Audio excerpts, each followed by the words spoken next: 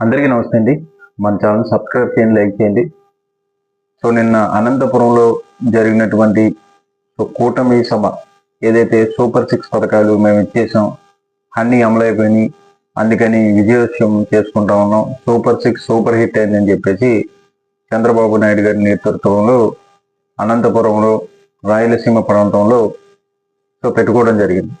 So పూర్తిగా వీళ్ళు ఏమేమి అమలు చేశారు, ఏమేమి హామీలు ఇచ్చారు, ఎలా అధికారంలోకి వచ్చారో ప్రజలందరికీ కూడా తెలుసు. అయితే కొన్ని పథకాలు ఇంకా చేయలేనప్పటికీ కూడా సూపర్ హిట్ అయిపోయిందని చెప్పేసి దానికి ఒక పేరు పెట్టేసి వాళ్ళు ఒక కార్యక్రమం బహిరంగంగా సభ చేసుకుంటా ఉన్నారు. సో అది నిన్న జరిగింది. అయితే చంద్రబాబు నాయుడు గారు ఒక విషయాన్ని అక్కడ చెప్పడం జరిగింది. ఏంటంటే సోషల్ మీడియాలో కానీ ఎక్కడైనా సరే మహిళల గురించి అసభ్యంగా రాసిన, మహిళల్ని ఏదైనా అన్నా సరే గంటల వ్యవధిలోనే పోలీసులు వచ్చి మిమ్మల్ని తీసుకువెళ్తారు, తోకలు కత్తిరిస్తాం ఒక్కొక్కడికి అని చెప్పేసి చంద్రబాబు నాయుడు గారు చెప్పడం జరిగింది.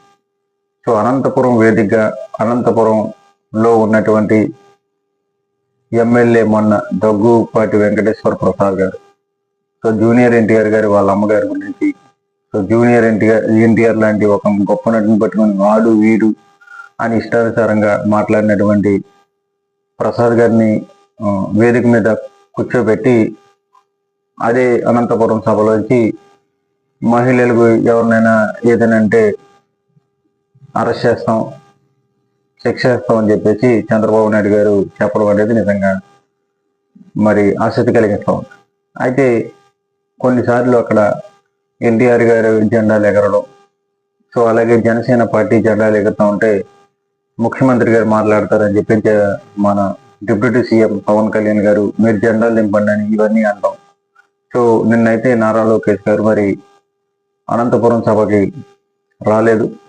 సో సోషల్ మీడియాలో కొన్ని విషయాలు అయితే పోస్ట్ చేస్తూ ఉన్నారు. పవన్ కళ్యాణ్ గారికి నారా లోకేష్ గారికి ఈ మధ్యకాలంలో కొంచెం గ్యాప్ వచ్చిందంట. సో అదేంటంటే నారా లోకేష్ గారు అంటమాటు ఢిల్లీ వెళ్ళి నరేంద్ర మోడీ గారిని కలవడానికి ప్రయత్నాలు చేస్తూ ఉన్నారు. సో చంద్రబాబు నాయుడు గారి ఆలోచన ఏంటంటే, సో ఈ తరంలోనే నారా లోకేష్ గారి చేత ముఖ్యమంత్రి ప్రమాణ స్వీకారం చేయగలగాలి అని చెప్పేసి చంద్రబాబు నాయుడు గారు ఒక భావన ఉంది. అయితే పవన్ కళ్యాణ్ గారు ఏమో దాదాపుగా ముఖ్యమంత్రి చంద్రబాబు నాయుడు గారు ఇంకో 15 ఏళ్ళ పాటు ఈ రాష్ట్రాన్ని ముఖ్యమంత్రిగా ఉండాలని చెప్పేసి ఆయన అంటా ఉన్నారు. సో జన సైనికులేమో